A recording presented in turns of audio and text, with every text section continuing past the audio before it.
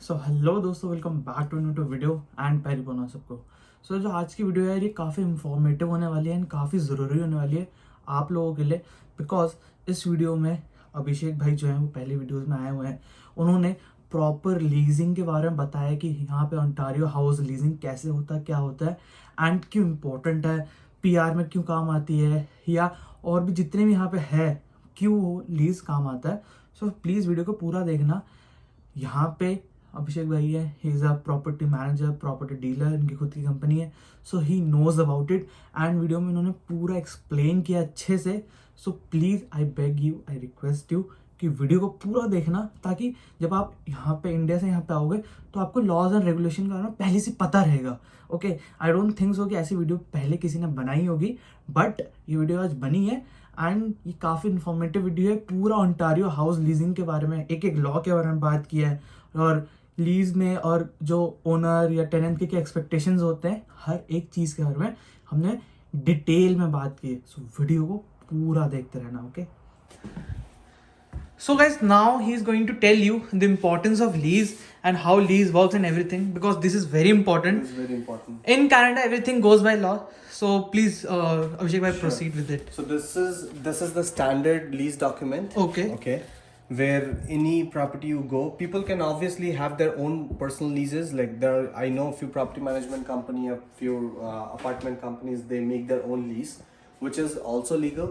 Okay. But this is the most standard one where people like us, independent property owners, or people who want to do a better way, they always go for the standard documents because it comes with all the information. I'm going to go through with each and everything. Okay. So on this section, it's going to be the landlord's legal name, tenant's name, address of the property, and few basic details about the properties, right? Most important thing about this thing is term of tenancy. A lot of tenants, they have the question regarding the same, because so first, say for an example, I'm starting the lease on this property from May 1st, right? Okay. Till May 1st 2021, Right. till April 30 2022. So Right. which makes a total of 1 year, right? Yes. So in that situation, if it is ticked as a fixed length, if it is ticked as a fixed length, which is of course it's gonna be a fixed length, right? In that situation, these are the laws that apply. Because a lot of tenants, they are like, oh, we can just give 60 days notice or 30 days notice and leave the property. No, it doesn't work like that. Okay. Once you have signed the lease, after that there is no way you can cancel the lease. Lease could be cancelled in one situation. Number one, if both the parties agree. So if the tenant is also agreeing, okay, in 30 days I'm going to leave the property, and also the landlord agrees, like, okay, it's fine, you can leave the property in 30 days, then only this standard lease is going to be terminated. It is very written. A lot of tenants, a lot of people, they get confused with this thing, which I'm going to show you right now. So in this situation, it says ending the tenancy. At least 60 days notice if they have a monthly or fixed term tenancy, or 28 days notice if they have a daily or weekly tenancy. The second point doesn't apply to our situation. The first point always applies to the situation where it is also said for a fixed term tenancy. Remember the checkbox I showed you? If it is signed as a fixed term tenancy, the notice cannot be effective before the last day of the fixed term. So first, say if you actually talk by the law, on April 30 2022, if before that day, if you give me a 60 days notice that okay, from April we are not going to be continuing, then we are completely good, then there is no problem. But say you started your lease in May 1st, and in October you come and tell me like, okay, we want to end our lease 60 days from today's date. No, it's not going to work. There are two reasons. There are only two ways you can leave the property. Number one, if you were finding your own sublet, if you're finding your own replacement, then only you can leave the property. Or number two, you leave the property, but the remaining days, you're still your lease period, you still have to pay that amount. Whether you stay in the property or you don't stay in the property, you still have to pay for it. Okay. And it is by law. This is something that's not my lease or anyone's personal Right. lease. This is the government. This is the Ontario government lease. Ontario And government one lease. more question: what are the consequences if they break this lease and they don't pay to We have to, being a landlord or a property manager, we have to report it to the tenant board. Okay. At that point, the tenant would be like, okay, for 1 or 2 years, it won't be a problem. But the problem would come when you are applying for your PR. Okay. They would see, okay, on your name everything is good, probably your work profile and everything is good, but then you have a breach with the landlord. Okay. Right. And if we are filing a case on the tribunal, which is the landlord tenant board, right? If that's a special court for landlord tenant and all that disputes. If you're filing that case, it takes time. Sometimes it takes around like 6 months to go to the board. But once you go to the board, there are 99.99% chances the tenant is always gonna lose. Because I have personal experience with three to four situations like this with international students, and I have always won the cases. And Okay. at the end, even when the tenant has to go to the court, so first say if the tenant loses the case, the tenant has to pay my legal fees, my time for going to the court, and it ends up paying say $10,000 to $15,000. Okay. So I would say take it very seriously. Right. And okay, so if you go through the lease from this section, right, this is done about who you are paying the rent and what are the services and utilities that are included. So first, if gas is included, air conditioning is included, additional storage space, on-site laundry, guest parking. Say first, if I'm providing internet, then I'm going to put here, okay, internet is also included, and put in yes, check on all the yeses, right? And these are the utilities about who's going to be responsible for the utilities like electricity, heat, and water. So it depends upon the negotiation. So when the tenant comes and see the property, we only listed accordingly, like, okay, this property, if it says 650 all inclusive, that means all of the services are included. You just have to pay $650 on the rent and you're done. But again, when you say utilities are included, be sure one thing, that utilities are not free. There Right. is always a cap. It's not only in Canada, it's not only with my properties, it's all over the world. You cannot find a single property you're renting in the world where the landlord is gonna be like, okay, utilities are included, that's fine. You can use water as much as you want. Just abuse water, abuse electricity. You're turning on your AC on whether you're home or not. It doesn't matter. I'm gonna pay the bill. Of course, it's not gonna happen. It is never gonna be that situation. Certain for Indian students, when I'm considering a 5-bedroom property, and say each room would having 2 tenants, then we would consider around $400 of utility cap. So first, if the utility of this month goes beyond $400, the tenant have to pay only the difference. So first, if the bill was $412, the tenant have to pay total $12 in total of the utilities. So just being very clear, it's not only my situation, it's about everyone's situation. Right. If people say utilities are included, don't assume that utilities are free. You just have a cap on it. Rent discounts, no. It's all the basic things like back home situation, same things. Smoking, key deposit, tenant insurance. Okay, first of all, this is a very important thing. Yes. I would suggest all the tenants to always take tenant insurance, because specifically with international students, we have highest damages. People don't properly cook, or maybe that is the reason you catch fire.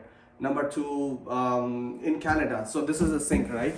So first, if this is a sink, a lot of Indian cooking is like, you have grease and oil in the pan and then you drain it in the Yes, thing. yes. We used to do back home, right? Yes. But in Canada, it doesn't work like that, because the pipings and everything are literally made of plastic. Right. So first, if you put more oil, it's just gonna clog, and at the end of the day, after 1 or 2 months, or say 3 months, the sink is gonna be blocked. And after that, of course, it's gonna be you who's gonna be paying for unclogging the sink and maintaining it well. So there are a lot of things about the properties, since these properties are made of wood. So we tell all the international students, be very careful. It's not like it's made of brick and you punch on the wall and there's nothing gonna happen. You just punch lightly on the wall and your hand is just gonna pass away. That's it. So smoking, if you guys are smoking, and a lot of international students, they do. If you're smoking, you have a nice backyard to do it, but As you can see. never ever in the property. That's the worst thing you could ever do. And it has huge fines. You can pay up to like $1,000 to $2,000 fine just by smoking 1 cigarette in the property. And smoking rules, tenant insurance things, and your signatures, and these are the laws. So I will just go through with all the laws so that you don't have to read each and everything. When to use this form, you're supposed to use this form when you have a dispute between you and your landlord, and then you have to go to the court. Then you can use this form. change in landlord. Once your landlord is changed, remember one thing: if your landlord changes, so first you are staying in the middle of a lease and the landlord sells your property, that's completely fine and normal. But the new landlord cannot increase your rent unless and until the lease is ending. So when the last date says, if the last date says September 30, 2021, that means before that, your new landlord, even if he is the owner of the property, he cannot change the agreement or something like that. Renewing a tenancy agreement, that is again, of course, at that period of time, how the negotiation goes between the landlord and the tenant. It goes accordingly to that. Ending of tenancy, a landlord can always evict the tenant if there is a misbehavior issue or legal issues with the tenant or anything like that. But tenant can only leave the property, as I explained before in the video, 60 days notice, and if both the parties agreeing, then only you can end your tenancy. Or in worst to worst situation, if your property is burned down or the property is going for salvage, then yeah. Giving notice and documents, it simply says that you have to drop your, every time there is a transaction of notice between the tenant and the landlord, it has to be via email, phone, text, or dropping a mail at the property. Rent and rent receipts, we always provide, everyone is supposed to pay rent and rent receipts to the tenant. So first, if I'm collecting rent from a tenant, say $600, this is an example of a receipt that we provide generally to all the tenants. Okay. I'm sorry, I won't be able to show the address name and the address. Okay. This is how rent receipts look like. So it is useful for a tax purpose. Yes. Right. Deposits, yes, the landlord can always charge you last month's rent, but no landlord can ever charge you deposit. Yes, there are certain landlords, they do charge furniture deposit or security deposit, but it is said that it is not by law. But with the present situation with international students, the way they damage the property, I think it is legit to charge just to keep a deposit in case if there is a damage or something, you can always return it back.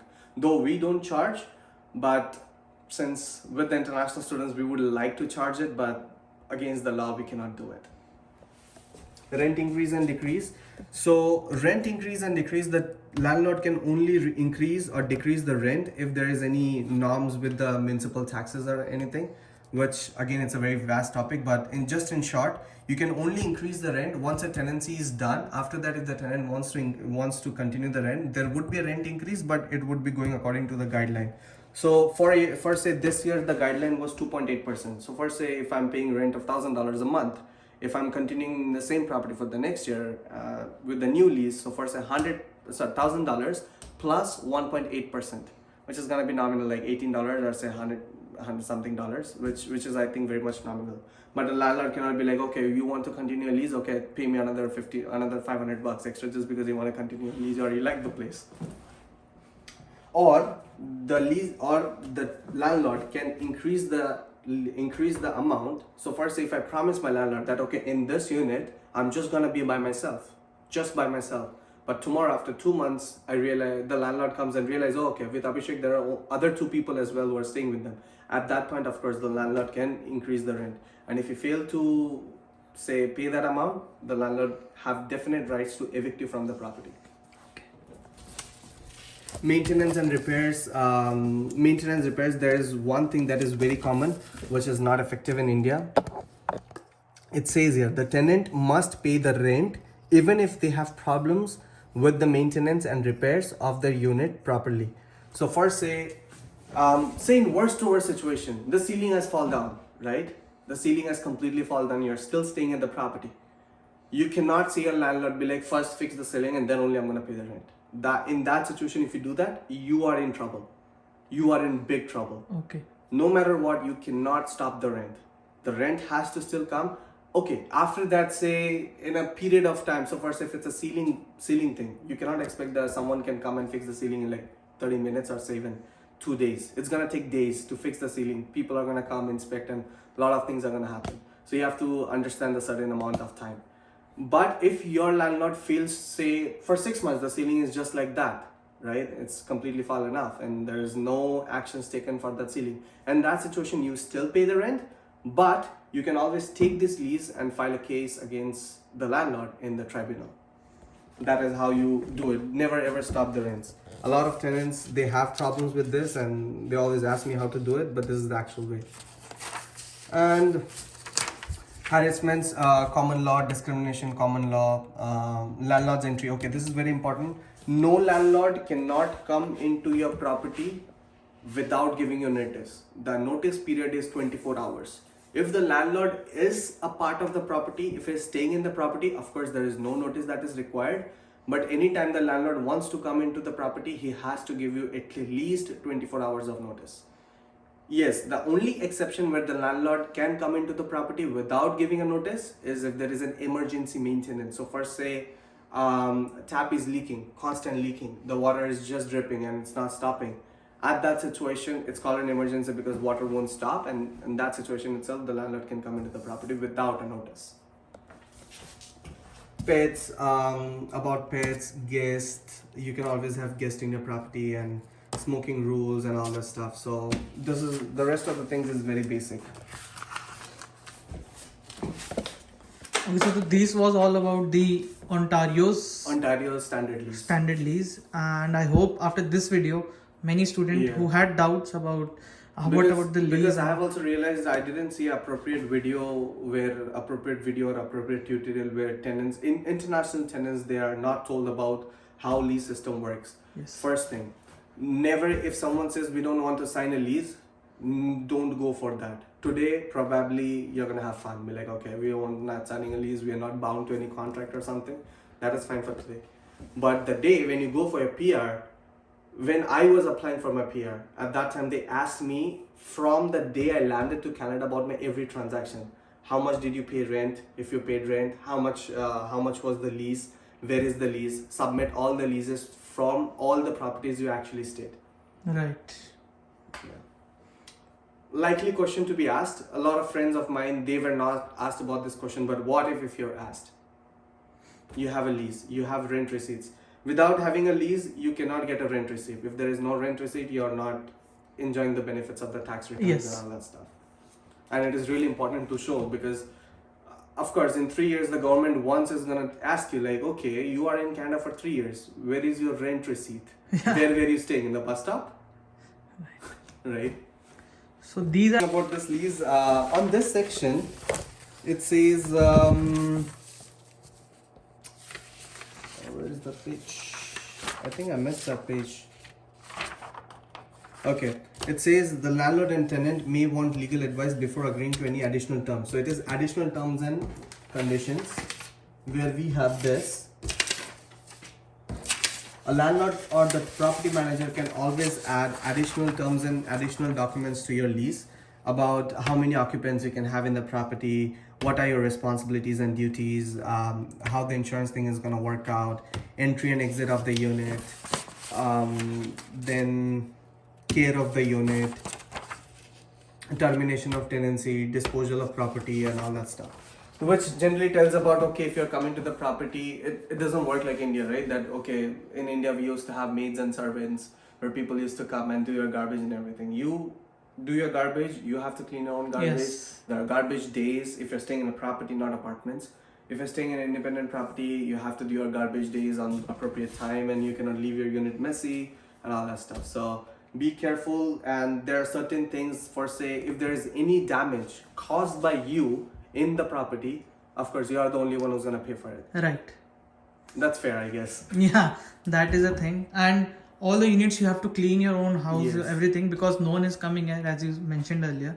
So keep these things in mind before you are coming here in Canada, because everything is important. Your job is important, your everything is important, but these things are really important. If not for now, Because at the end of the day, we are the Yes. one who are providing you shelter. So we always expect that, okay, we will give you a nice property or XYZ amount of property you want. All we are asking, these documents, these papers, they look too much. Yes. But all we are asking is take appropriate care of the property. exactly. Don't treat it as like a mess or a hostel house or something. It's Right. not a hostel, it's an independent property. And they are not even cheap also. Yeah, in London prices, oh my god. Yes. So my main motive is to record this video is that if these things are not important for you guys for not right now, but it will be in coming years when you will apply for your PRs, as you mentioned that this will help you when you apply for a PR, for your taxes. So Right. those are really important thing, not a small thing. But Even not only your lease document is just not only for your PR and taxes. You first of all, you come to Canada, the first thing you do is apply for say driver's license. yes. You don't have any document apart from your passport. Be like, okay, we need to know where you're staying. Where you're staying. So this lease is gonna be like, okay, I'm staying here. You go for initial tenants. Then banks also. Banks. They need banks. this. Of course, they would need and proof of ID where you're coming from. Then your lot of jobs. SIN numbers, A lot of jobs they ask you about the lease because you don't have a piece of actual ID, right? Yes. Even if you have a piece of actual ID, they would be like, okay, we want a second ID, so you can use this document as your identification. So to everywhere you go, you need something when you start here, accommodation. You need a proper lease, proper documentation, if you want to stay here properly by law, because that is really important. That is really important. You would be, there would be, I even personally face a lot of friends of mine. I should not be saying a lot of friends of mine. They're like, oh, we want to stay in a property, but Abhishek, we don't want to sign a lease. I'm like, sorry, brother. I know we are good friends, but unfortunately cannot do it. Right. Against the law. If something bad really happens, if so first the property is on fire, the entire thing is gonna be on my head. Right.